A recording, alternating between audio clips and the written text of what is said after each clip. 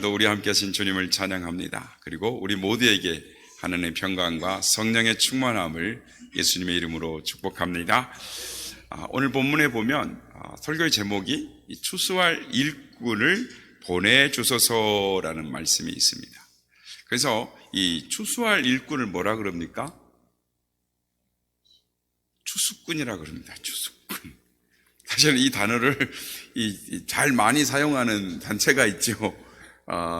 이단 이만희를 교주로 하고 있는 이 집단, 신천지 집단이 이 추수꾼이라는 말을 많이 쓰고 있습니다. 그래서 우리가 이 추수꾼이라는 말을 하기 참 이렇게 민감한데, 추수꾼이라는 말은 성경적인 언어입니다. 그리고 또 우리도 쓸 수 있는 것들인데 이단이 쓰다 보니까 이게 우리가 주저주저 하는데 사실 성경에 나와 있는 것임을 우리가 잘 알아야 하는 것입니다. 그런데 이들이 교회에 몰래 들어와서 잘 믿는 교인인 행세를 합니다. 그리고 새벽 예배도 잘 드리고 또 여조연대회도 잘하고 충성을 하는 것처럼 사람들과 사귀면서 잘 살다가 또 어느 날은 또 전도도 해옵니다.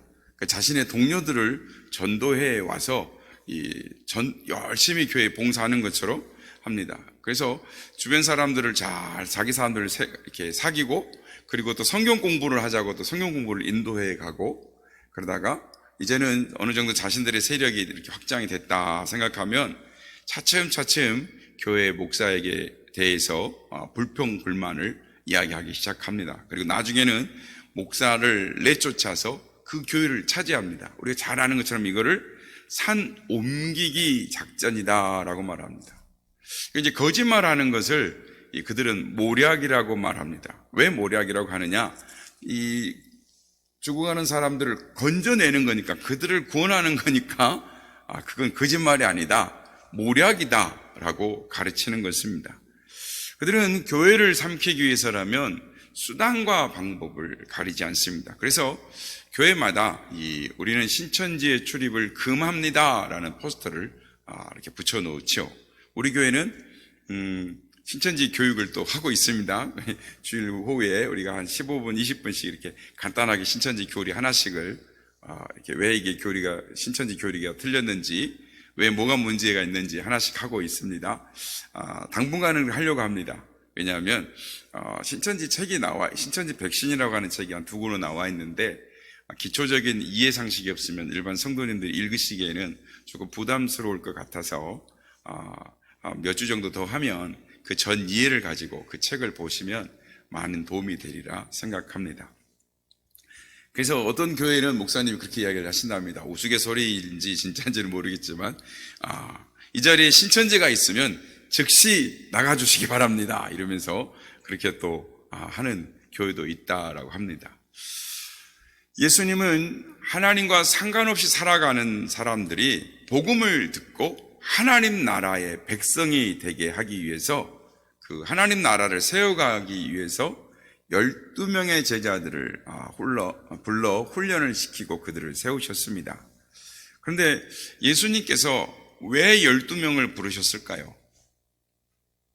여러 가지 이유들이 있겠지만 심리학자들은 소그룹에서 서로 상호작용을 가장 민감하게 활발하게 할 수 있는 것이 12명 이내의 사람들이라고 말을 합니다. 그래서 12명의 이상의 사람들이 되면은 서로 상호작용, 영향력이 반감이 될 뿐만 아니라, 당시에 예루살렘에 사는 사람들이 부자들만 이 다락방을 가진 2층 집을 가지고 있었습니다. 그래서 일반 사람들은 겨우 12명이 들어갈 수 있는 만큼 딱 그 정도의 크기의 집을 가지고 있었습니다. 그래서 10명에서 12명, 이 사람들, 소규모의 사람들이 세상을 바꾸는 하나님의 역사가 일어나는 그런 모임이 이루어졌던 것입니다. 그래서 셀이라고 하는 건 이제 우리는 구역인데요, 이 셀 연구를 하는 목회자들은 이 12명으로 구성된 이 초기의 12명의 이 공동체가 성경적 기초 공동체다라고 말을 합니다. 그래서 이 평범한 이 12명의 원리를 적용해서 세상을 변화시키는 한 비범한 교회 이야기가 있습니다. 이 저희들 목회자들이나 신학자들이 이 책 굉장히 유명한 책입니다만은 저희 성도님들은 잘 접하지 못하실 것 같아서 소개를 합니다. 이 G12 이야기라는 책으로 이렇게 국내에 나와 있는데요. 거기는 이 마약과 부패와 살인과 그리고 뭐 게릴라 전투와 이 온갖 인신매매가 마약으로 험악한, 그러니까 그런 나라인 콜롬비아의 이 보고타에 존재하는 ICM 교회라는 교회인데요. 이 교회 지도자가 이 세자르 카스텔라노스라는 목사님인데, 그가 이 전통 교회에서는 한계를 느끼고 어떻게 하면 새롭게 변화시켜 볼까 하고, 이 당시에 셀이 구역이죠. 그걸 우리 한국 순복음께서 배워서 했다고 그럽니다. 70개의 셀이 있었는데 8년 만에 24,000개의 셀로 바뀌어졌습니다. 그러니까 700명이 모이던 교회가 24만 명 교회로, 청년들만 한 18,000명이 모여서 예배를 드린다라는 것입니다. 그런데 여러분, 숫자가 중요한 것이 아니라 이 콜롬비아에서 이 교회를 보고 그 나라의 민족의 소망을 느끼기 시작했다는 것입니다. 이게 중요한 겁니다. 그 교회, 한 교회가 변화되기 시작하니까 나라가 소망을 갖고 나라가 변화되고 희망을 갖는 놀라운 역사들이 일어나기 시작했다라는 것입니다. 이 책의 저자인 이 조엘 코메스키는 이 교회를 찾아가기 위해서 택시를 탔습니다. 그리고 택시 기사에게 물었습니다. 왜 이 많은 사람들이 이 ICM 선교교회를 이렇게 찾아가는 겁니까? 그랬더니 교회를 다니지 않는 이 드라이버, 택시 기사가 뭐라고 그러냐면, 저 교회만 가면 사람들이 변화되기 때문입니다. 그 교회만 가면 사람들이 변화된다는 거예요. 그러니까 그 교회 사람들이 무엇을 갖고 사냐면, 예수님처럼 나도 12 제자를 세워 하나님 나라의 백성으로 살아가게 하리라. 내가 먼저 하나님의 제자가 되어 살아가리라. 그리고 12명을 세우려고 하니까 자신의 인생의 목표가 뭐냐면, 나도 12명의 사람을 전도해서 12명의 제자를 삼아 하나님 뜻대로 살아가게 하는 것이 그들의 인생의 목표인 거예요. 그래서 그 교회에만 가면 사람들이 하나님 나라와 영광 비전으로 변화되었던 것입니다. 어느 소년이 자기 집 근처에 목공소가 있어서 목공소에 자주 놀러 갔습니다. 근데 목공소 아저씨가 이 대패질도 하고 톱질도 하고 못질도 하는데, 자기가 이제 목공소에서 못을 이렇게 박지 않습니까? 못을 박는데 자기는 못이 잘 안 박아지는 거예요. 그리고 손등을 자꾸 손가락을 이렇게 망치로 때리고 그러니까 이 아이가 이 아저씨에게 물어봤습니다. 아저씨와 제가 일하는 차이가 무엇입니까? 그랬더니 아저씨가 하는 말이, 너는 못하고 손을 보지만 나는 못만 본단다. 그렇습니다. 손하고 못을 보고 치면 손이 다치게 되어 있어요. 그러나 집중해서 못만 보고 몸머리만 보고 때리니까 제대로 박히는 것입니다. 그렇습니다. 이걸 집중의 원리라고 하는 것입니다. 주님이 이 땅에 오신 목적이 뭐냐? 12 제자를 세우는 것이었습니다. 12 제자를 세워 이 땅에 하나님 나라의 초석을 세워놓겠다라는 예수님의 집중의 목표가 있으셨던 것입니다. 오늘 본문에 보면 우리 하나님께서 추수 때 사용하시기를 기뻐하는 사람들이 누구인가를 말씀을 해주고 있습니다. 여러분, 하나님께서 이 우리를 추수꾼으로 부르실 때 어떤 사람을 하나님의 일꾼으로 사용하실까요? 오늘 본문에 보면 세 가지의 기준이 소개되고 있습니다. 첫째로 하나님의 일꾼으로 쓰시는 사람은 누구냐? 예수님의 마음을 가진 사람입니다. 그렇습니다. 예수님의 마음을 가진 사람을 하나님이 일꾼으로 부르시고 쓰십니다. 오늘 본문 36절 말씀입니다. 같이 한번 읽어보겠습니다. 시작. 무리를 보시고 불쌍히 여기시니 이는 그들이 목자 없는 양과 같이 고생하여 기진함이라. 아멘.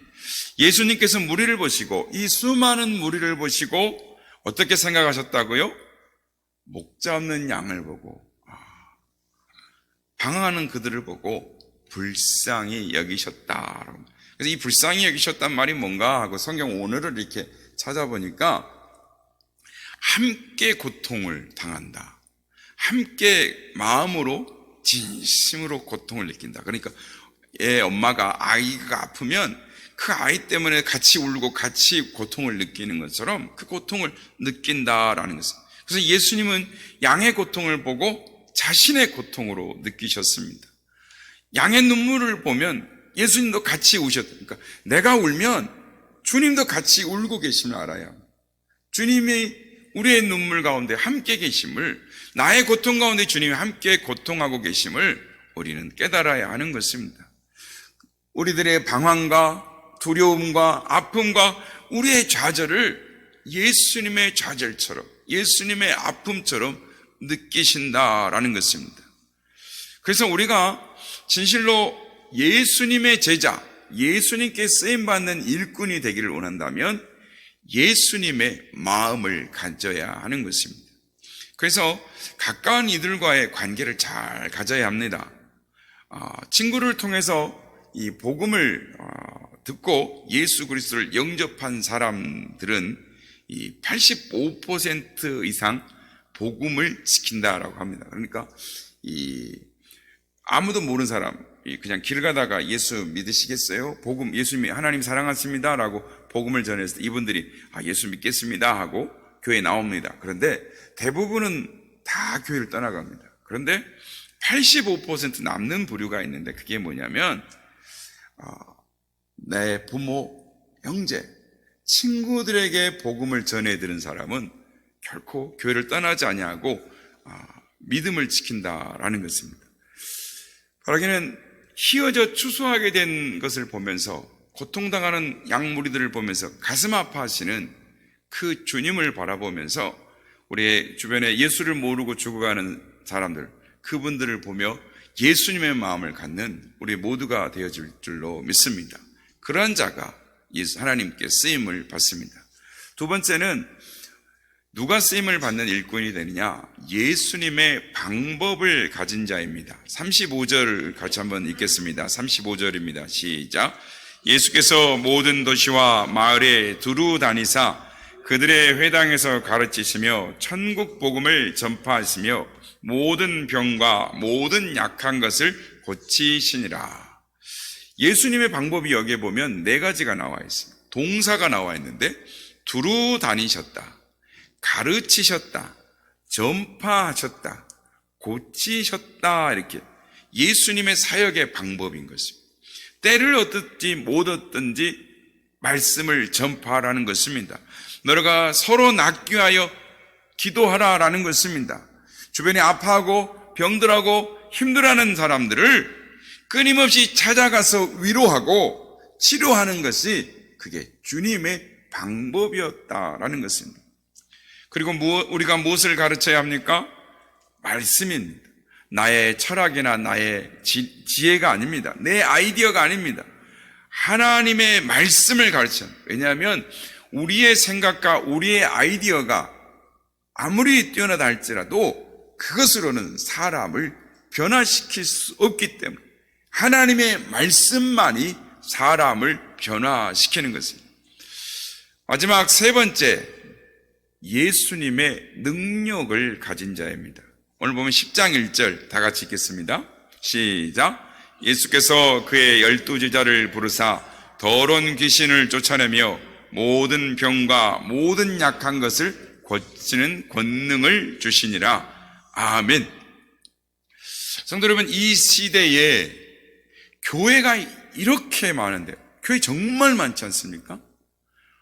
저도 이 교회를 우리 3년 전에 이 목사님하고 교회를 개척하기 위해서 우리 시흥동, 독산동 일대를 다 돌아다녀 봤습니다. 그런데 정말 조금 과장하면 한 블록 안에 교회 하나씩이에요. 양쪽으로. 우리 20m 도로 가면 양쪽으로 하나씩. 교회가 정말 많습니다. 교회가 이렇게 정말 많은데 설교도 정말 많아졌습니다. 인터넷에 들어가면은 좋은 설교 얼마나 많은지 모릅니다. 그런데 왜 변하지 않는 걸까요? 프로그램도 많아요. 성경 연구도 많아요. 그런데 이 세상은 점점 더 어두워져 가고 점점 더 나락으로 떨어져 간다라는 것입니다. 왜 그럴까요? 결론은 하나밖에 없습니다. 그것은 능력의 결핍이다라는 것입니다. 능력의 결핍인 것입니다. 설교는 있지만 능력이 없는 것입니다. 상담은 있지만 능력이 없는 것입니다. 그들에게 도움이 되질 않는 것입니다. 하나님의 말씀을 들었음에도 불구하고 그 말씀이 나와 상관없고 나에겐 아무 능력이 없기에 교회가 이렇게 많아도 설교가 홍수처럼 쏟아져 나와도 세상은 어두워져 가고 날마다 병들어 가고 있는 것입니다. 예수님께서 12 제자들을 보내셨을 때 그들을 보내실 때 그냥 보낸 것이 아닙니다. 병든 것을 고치며 약한 것을 고치며 귀신을 쫓아내는 능력을 주시며 그들을 보내셨습니다.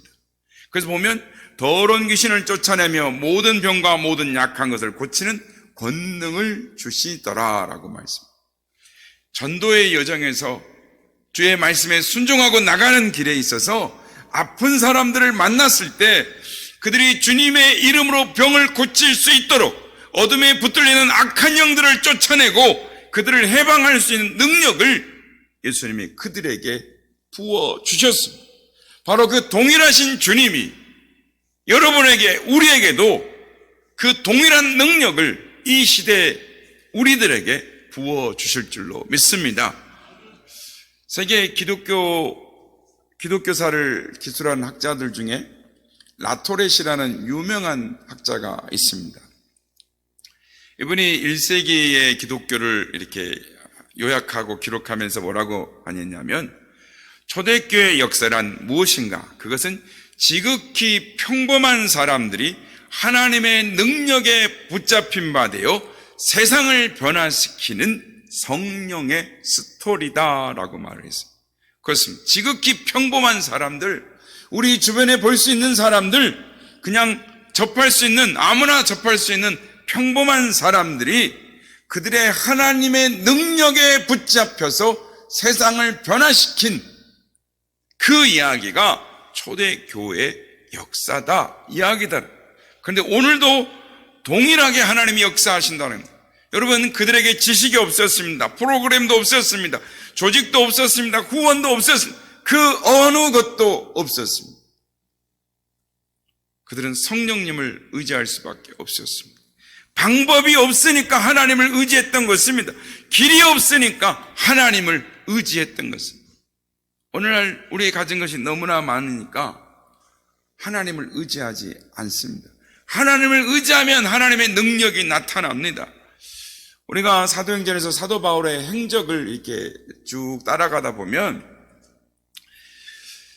사도 바울의 능력이 가장 강하게 나타났을 때가 언제냐면 가장 약했을 때입니다. 두 가지가 나타나는데 소위 아덴 전도와 고린도의 전도가 나옵니다. 아테네, 인류의 지성, 인류의 문화의 철학이 있는 곳, 그것이 아테네입니다. 아덴이라고 그러죠. 그곳에 가서 복음을 전하려니까 어떻게 했겠습니까? 준비했습니다. 철학적으로 멋있는 설교를 했습니다.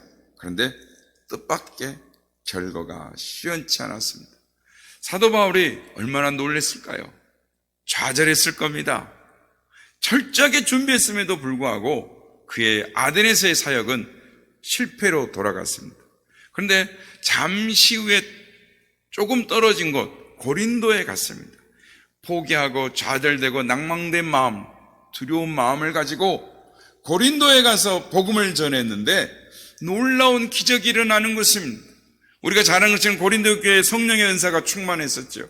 그런데 사도 바울에게서 수건 하나를 갖고 가도 병이 낫고 귀신이 떠나가는 놀라운 역사가 일어나는 것입니다. 그래서 사도 바울이 그들에게 뭐라고 말합니까? 고린도서 2장에 보면은 내가 너희 가운데 들어왔을 때 내가 약하고 두려워하고 심히 떨었노라 라고 말씀을 하는 것입니다. 실패했던 바울, 고린도 갔더니 두려웠습니다. 또 실패할까 겁이 났습니다. 떨었던 거예요. 그런데 계속 바울이 이렇게 말합니다. 내가 너희 가운데 있을 때 약하고 두려워하며 심히 떨었노라. 이제는 나의 전도함이 사람의 말과 아름다운 소리로 하지 아니하고 하나님의 능력으로 하기를 원하노라. 그래서 주님이 그를 통하여 역사하셨던 것입니다. 여러분, 부족해도 괜찮습니다. 연약해도 괜찮습니다. 전적으로 하나님만 의지하기만 하면 하나님이 여러분을 들어 사용하시는 것입니다. 하나님이 나를 쓰시는 것을 경험하게 될 것입니다. 하나님을 의지하면 하나님이 나에게도 나 같은 자도 들어 사용하시는구나. 그 감격을 느끼게 될 것입니다. 흥분하게 될 것입니다. 그리고 매번 하나님을 의지하게 될 것입니다. 하나님이 나를 쓰시는구나. 저번에도 한번 말씀드렸습니다만 작년에 파키스탄을 11시간 비행기를 타고 날아갔습니다. 그리고 5시간을 거쳐서 이슬라마바드에 도착했는데 새벽 4시 한 40분 됐습니다. 그러니까 5시가 되니까 거기도 이 모스크에서 이렇게 코란을 읽는 소리가 뭐라고 하면 나와요. 그 순간 긴장하겠습니다. 하나님, 저희 이 영적인 전쟁을 하러 왔는데 하나님 내게 능력이 없습니다. 이 이슬람의 영을 어떻게 싸워 이길 수 있겠습니까? 주님의 이름으로 왔는데 주여, 주의 전신갑주로 무장시켜 주시고 오늘 사역 가운데 하나님 영광을 드러내시옵소서. 제가 한 번도 그런 게 없었잖아요. 근데 첫날 저녁부터 하나님이 역사하시기 시작하셨습니다. 이렇게 손을 얹으면 뒤로 나가 떨어지기 시작하는 거예요. 또 사역 중에 파이살라드라는 곳에 거기는 한 3,000명 모이는 교회입니다. 거기 가서 손을 얹고 기도하니까 쓰러지고 귀신이 쫓겨나가는 역사가 나타나기 시작합니다. 여러분, 하나님을 전적으로 의지했더니 하나님이 사용하시는 거예요. 그 제 마음속에 그런 거예요. 하나님을 의지했더니 하나님이 나 같은 자도 사용하시는구나. 하나님이 축복하시는구나. 여러분, 하나님을 전적으로 의지하면 누구나 하나님이 다 사용하시는 것입니다. 우리를 쓰시는 것입니다. 그런 소망을 가지시는 우리 모두가 되시길 바랍니다. 어느 목사님이 만나는 사람마다 예수 믿으세요. 예수 믿고 천국 가세요. 하나님이 당신을 사랑합니다. 당신을 위해 십자가에 죽으셨습니다. 말을 계속 했습니다. 사람들이 듣든지 말든지. 그때 사람들이 어떻게 평가한 줄 아십니까? 목사님이 조금 미쳤어. 좀 정신이 없는 것 같아. 이랬는데요. 20년 만에 어떤 사람이 목사님을 찾아왔습니다. 목사님은 저를 모르시겠지만 저는 목사님을 압니다. 제가 20년 전에 목사님이 미쳤다고 그랬는데 목사님 말씀을 듣고 제가 교회를 갔습니다. 제 머릿속에 그때 목사님이 하셨던 말씀들이 지금도 머릿속에 생생합니다. 그 목사님 말씀 때문에 이제는 교회에서 봉사하고 집사가 되었습니다. 감사합니다 하고 했다라는 거예요. 여러분 주위에 친구들이 있습니까? 지인들이 있습니까? 예수님의 복음을 전해보시기 바랍니다. 믿든지 안 믿든지 계속 전하시기 바랍니다. 그러면 하나님께서 그들을 예수 믿게 하실 것입니다. 오랜 세월이 지나고 보면 다 예수를 믿게 될 것입니다.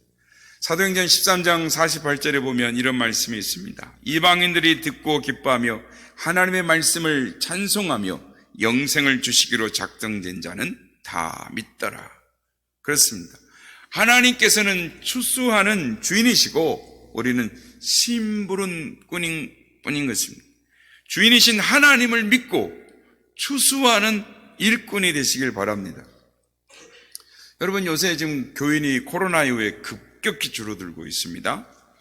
한국교회 성장의 그 정점, 피크는 1970년대에서 80년대였습니다. 그때 교인 수가 전 국민의 25%다라는 말이 있을 정도였습니다. 그래서 3명, 4명 중에 1명은 교회를 다니는 사람이었습니다. 그런데 그것이 1995년부터 하얀 곡선을 그리기 시작했습니다. 그래서 지금 전 인구의 15% 정도, 그때보다 인구의 절반 기독교인 숫자가 줄어들었습니다. 문제는 앞으로 사람들이 계속 줄어들 거라는 것입니다.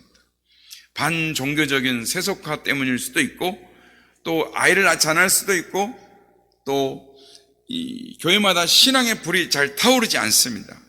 그런데 여러분, 왜 그럴까요? 왜 갑자기 이런 일이 있었게 될까요? 원인이 뭘까요?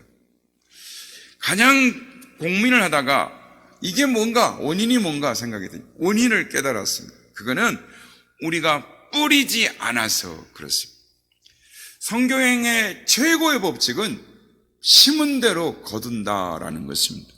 콩 심은 데 콩 나고 팥 심은 데 팥이 나는 것입니다. 뭔가 심기만 하면 반드시 나게 돼 있어요. 땅에 심어보세요. 반드시 납니다. 그런데 안 심으니까 안 나는 겁니다. 시편 126편 5절에 보면 눈물을 흘리며 씨를 뿌리는 자는 기쁨으로 단을 거두리로다 라고 말씀을 합니다.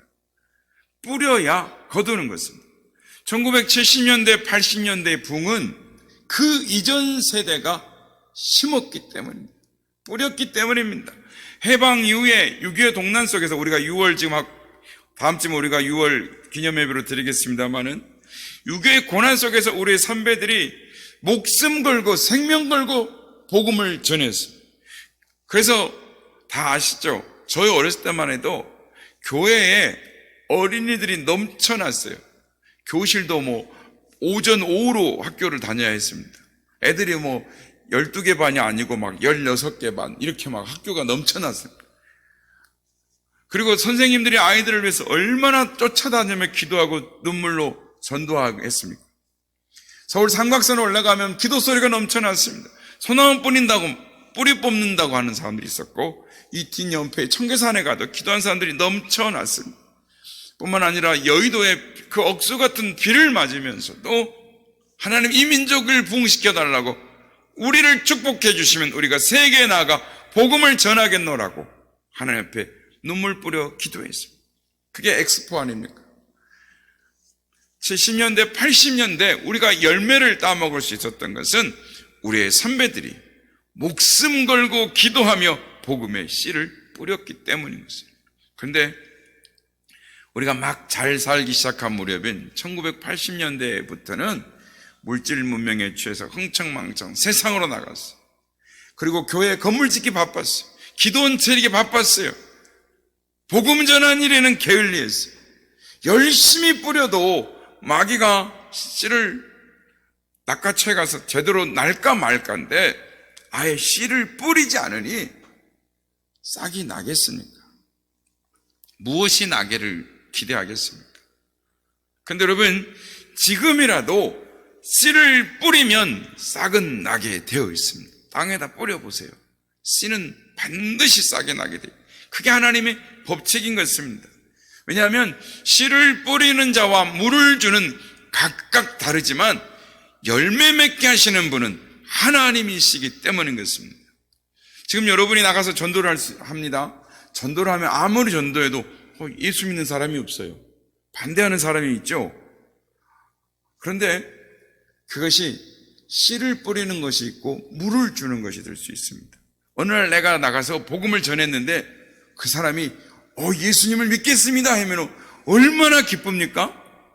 그건 누군가가 씨를 뿌리고 물을 주었기 때문에 이제 자라나게 하셔서 열매를 거두시게 하는 분 때가 되었기에, 그 순간 내가 복음을 전했기에 그 영혼이 추수가 되는 것입니다.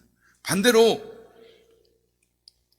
내가 열심히 전하고 내가 복음을 전했지만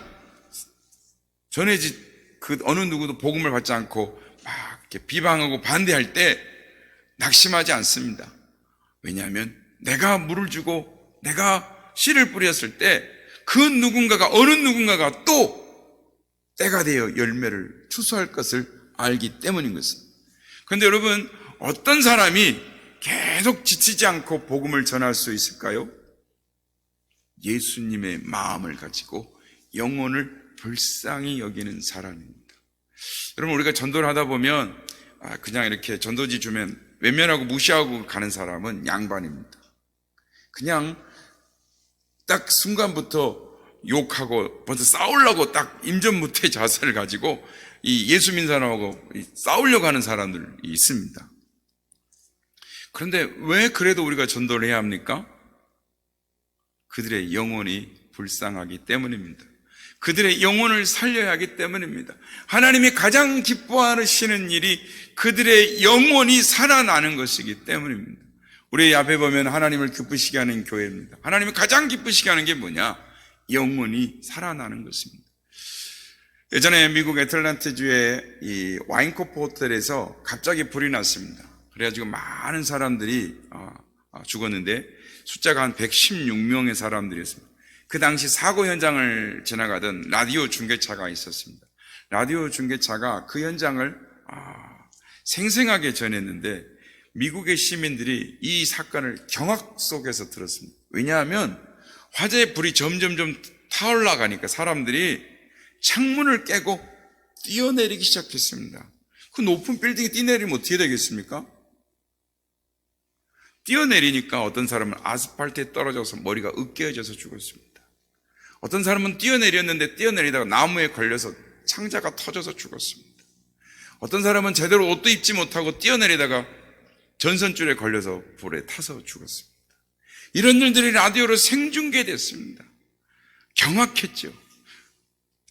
왜 사람들이 구조를 기다리지 못하고 뛰어내렸을까요? 화재가 점점 불이 타올라오니까 견딜 수가 없으니까 뜨거우니까 할 수 없이 창문을 깨고 몸을 던질 수밖에 없었던 것입니다. 여러분, 그러나 성경에 보면 예수 믿지 않는 사람들이 반드시 가야 하는 지옥불은 이보다 더 뜨거운 영원히 꺼지지 않는 불과 유황으로 터지는 불못입니다. 그것은 뜨거움을 피해서 뛰어내릴 수 있는 창문이 없습니다. 그것은 죽을래야 죽을 수가 없습니다. 영원히 고통만 있는 곳, 그것이 바로 지옥인 것입니다. 이런 사실을 모르고 오늘도 지옥을 향하여 달려가는 그 영혼들을 우리가 볼 때 얼마나 안타깝습니까? 지금 하늘 어디인가, 이쪽 하늘 저쪽 하늘 밑에 우리의 구조를 기다리는 많은 영혼들이 있습니다. 성도 여러분, 지금 여러분이 구원해 주어야 할 영혼들이 누구입니까? 살려야 할, 건져내야 할 영혼은 누가 있습니까? 하나님의 기쁨을 나눌 자가, 함께 나눌 자가 누구이십니까? 성도 여러분, 여러분이 찾아내야 될 잃어버린 영혼, 그 양이 어디 있습니까?